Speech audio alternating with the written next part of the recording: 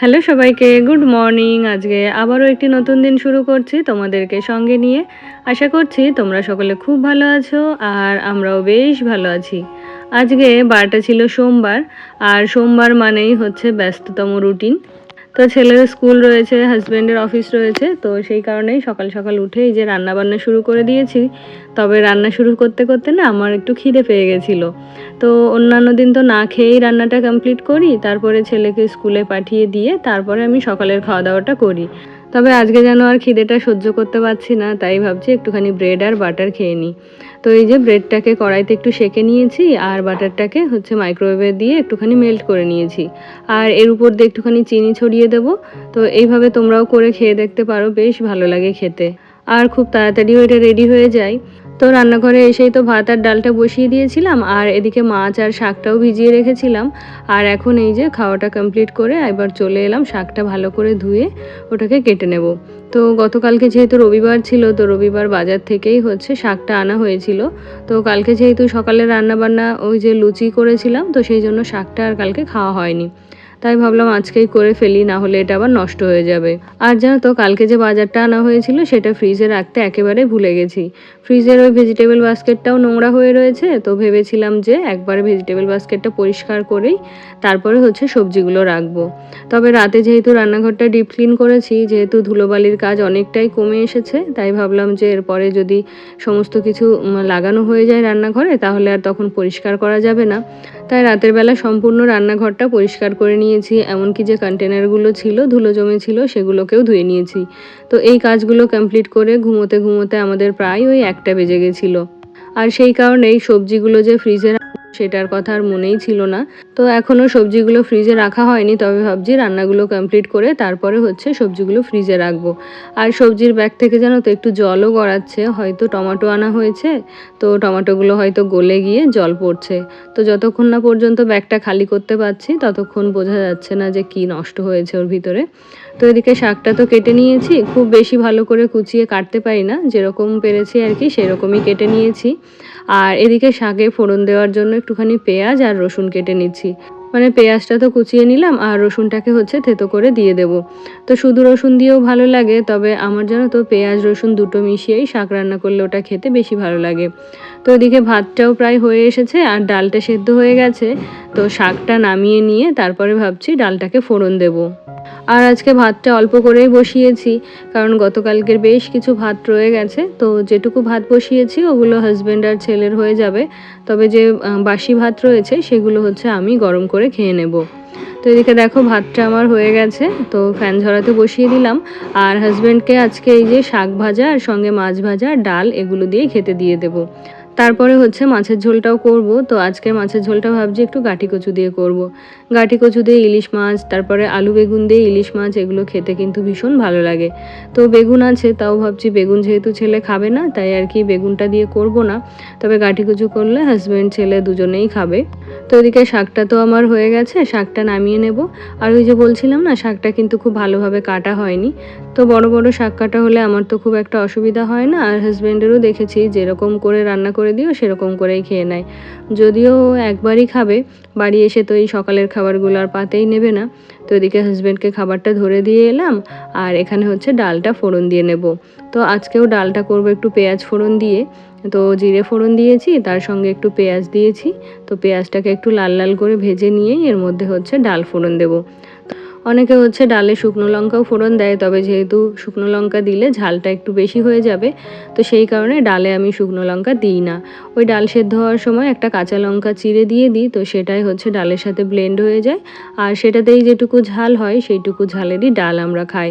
তো এটা হলো একটা অপশান, যে অন্যান্য কিছু দিয়ে কেউ যদি ভাত নাও খেতে পারে, বা আমার ছেলে যদি ঝালের জন্য অন্য খাবার নাও খেতে পারে, তাহলে কিন্তু এই ডাল দিয়েও অনায়াসেই ভাত খেয়ে নিতে পারবে। তো ওদিকে রান্নাবান্না তো হচ্ছে, আর এদিকে এই যে সবজির ব্যাগটা খালি করতে চলে এলাম। মানে ফ্রিজের মধ্যে সবজিগুলোকে গুছিয়ে রাখবো, না হলে এই যে খারাপ হয়ে যাবে। তো এই যে তোমাদেরকে বলছিলাম না যে সবজির ব্যাগ দিয়ে জল গড়াচ্ছে, তো ভেবেছিলাম কি টমেটোগুলো হয়তো গলে গেছে। তো এখন এসে দেখি টমেটোগুলো গলে যায়নি, যে মিষ্টি আলুগুলো আনা হয়েছিল, মিষ্টি আলু যে কটাই আনা হয়েছিল সেগুলো সবগুলোই হচ্ছে একদম পচে জল হয়ে গেছে। জানি না কেন এরকম হলো, হয়তো ব্যাগ থেকে বের করা হয়নি বা কোনো কিছুর রিয়াকশান ওরকম হয়েছে। তাছাড়া আগে পরে যতদিনই হচ্ছে মিষ্টি আলু আনা হয়েছে না কেন কোনো দিন এরকম হয়নি। তো এই যে রাতে এই ব্যাপারটা একদম ভুলেই গেছিলাম, তার জন্য আর কি সবজিগুলোকে ফ্রিজে রাখা হয়নি।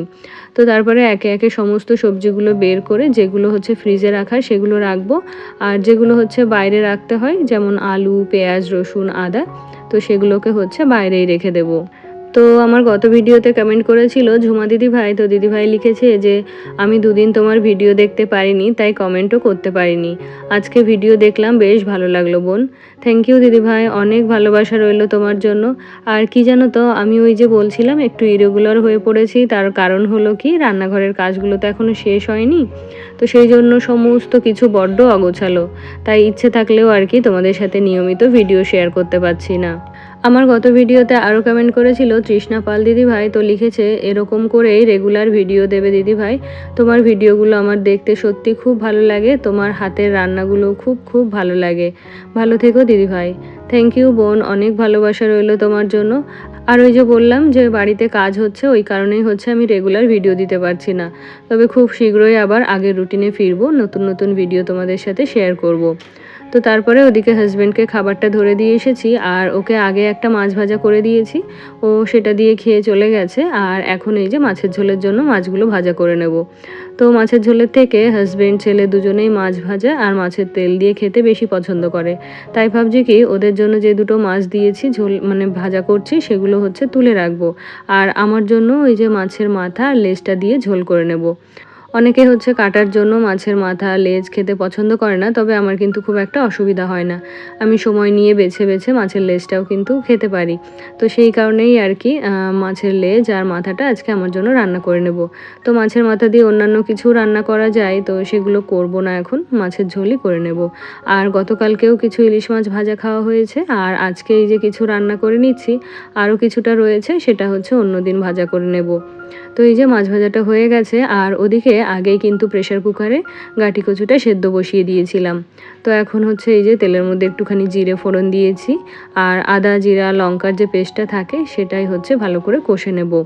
আর যেহেতু গাঁটি কচুটা আগে থেকেই সেদ্ধ করা, তো সেই কারণে রান্না হতে খুব একটা সময় আমার লাগবে না। আমার গত ভিডিওতে আরও কমেন্ট করেছিল ভারতী দিদিভাই, তো দিদিভাই লিখেছে দারুণ হয়েছে রান্নাগুলো বোন, দেশি চিকেন কিন্তু খুব ভালো লাগে খেতে, খুব ভালো থেকো মিষ্টি বোন। থ্যাংক ইউ দিদিভাই, অনেক ভালোবাসা রইলো তোমার জন্য, আর তুমিও খুব ভালো থেকো। আর সত্যিই তাই, বিভিন্ন রকম চিকেনের মধ্যে ওই দেশি চিকেনটাই কিন্তু খেতে বেশি ভালো লাগে। আর তারপরে আমার গত ভিডিওতে আরও কমেন্ট করেছিল রিয়া দাস, তো রিয়া লিখেছে যে কেমন আছো দিদি, অনেক দিন পর কমেন্ট করলাম, তোমার সব ভিডিও দেখি কিন্তু কমেন্ট করা হয় না। থ্যাংক ইউ রিয়া, অনেক ভালোবাসা রইলো তোমার জন্য। আর আমরা তো সবাই খুব ভালো আছি, তোমরা কেমন আছো জানিও। তো তারপরে দেখো ওই যে বললাম না ঝোলের মধ্যে শুধু হচ্ছে মাছের লেজ আর মাথাটা দেব, তো ওগুলো দিয়ে মাছের ঝোলটা হতে দিয়েছি। আর এদিকে যে বাসনগুলো বেরিয়েছিল সেগুলো হচ্ছে একে একে এই যে পরিষ্কার করে নিলাম। তো রান্নাঘরের কাজ তো মোটামুটি হয়ে গেছে, তো তরকারিটা নামিয়ে নিলেই রান্নাঘরটা পরিষ্কার করে নিলে আজকের মতো রান্নার কাজ আমার কমপ্লিট হয়ে যায়। তারপরে তো আমি রান্না করে বেরিয়ে গেলে রান্নাঘরে আবার কাজ শুরু হবে। আর এখন ঘড়িতে ওই 9টা মতো বাজছে, তো ছেলের জন্য এখনও টিফিনটা তৈরি করা হয়নি। তো ও তো সকালবেলা ডাল আর পাঁপড় দিয়ে খেয়েই যাবে, তো ওর জন্য কয়েকটা পাঁপড়ও ভেজে নিলাম। আর হচ্ছে সকালবেলা জানো তো ইলিশ মাছটা ওকে দেবো না, মানে খাইয়ে স্কুলে পাঠাবো না, কারণ ওর তো অ্যালার্জির প্রবলেম রয়েছে। তো ইলিশ মাছে খুব একটা অসুবিধা হয় না, তবুও দেবো না, যখন মানে বাড়িতে থাকবে তখন আর কি মাছটা ওকে খাওয়াবো। নাহলে স্কুলে গিয়ে যদি শরীর খারাপ করে তখন তো আর দেখার কেউ থাকবে না, বা সারা দিনইও কষ্ট পাবে।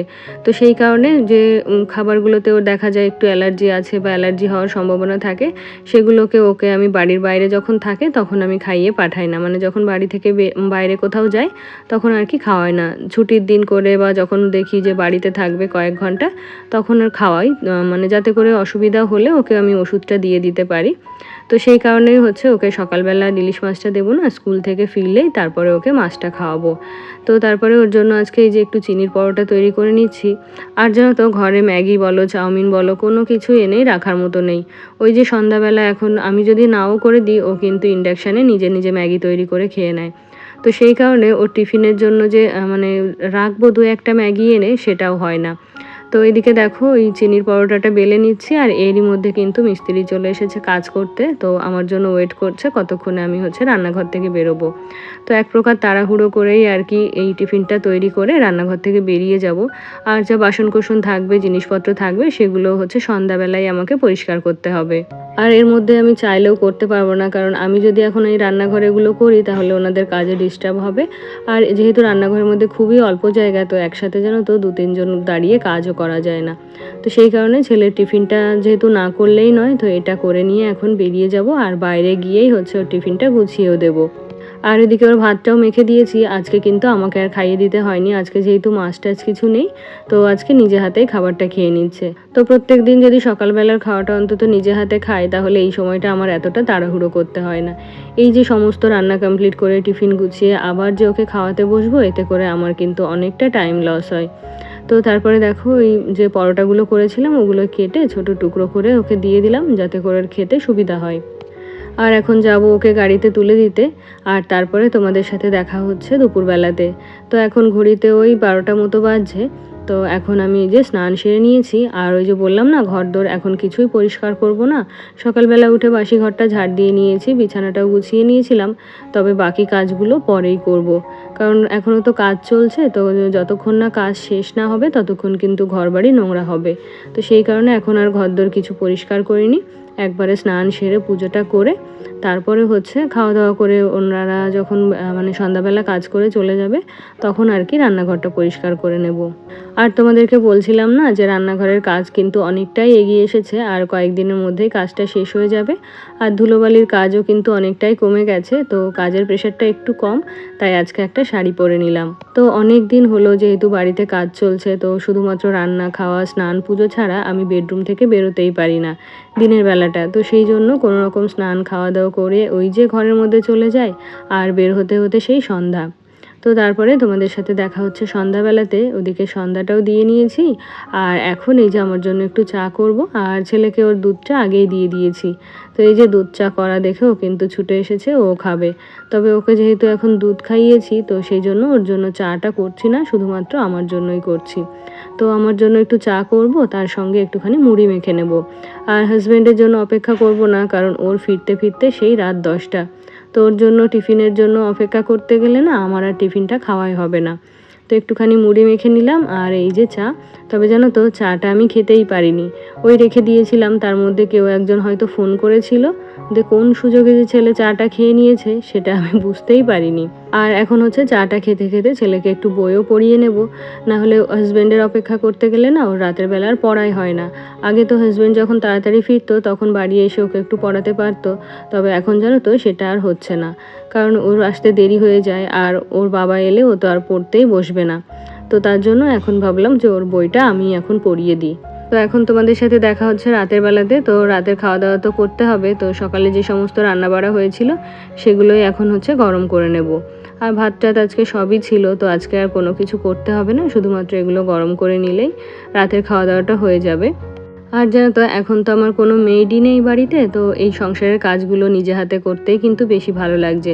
এই প্রথম হয়তো রান্নাঘরের কাজ করতে বা ঘর মোছা, বাসন ধোয়া করতে আমার এতটা ভালো লাগছে। এর আগে কিন্তু কখনোই আমার এই ঘর মোছা, বাসন ধোয়া এই কাজগুলো করতে একদমই ভালো লাগতো না। তো এই যে হাজব্যান্ডের খাবারটা বেড়ে দিলাম, আর এখন ছেলেকেও খাইয়ে দেবো। আজকে তবে এখানেই শেষ করছি, দেখা হচ্ছে নেক্সট ব্লগে। টাটা।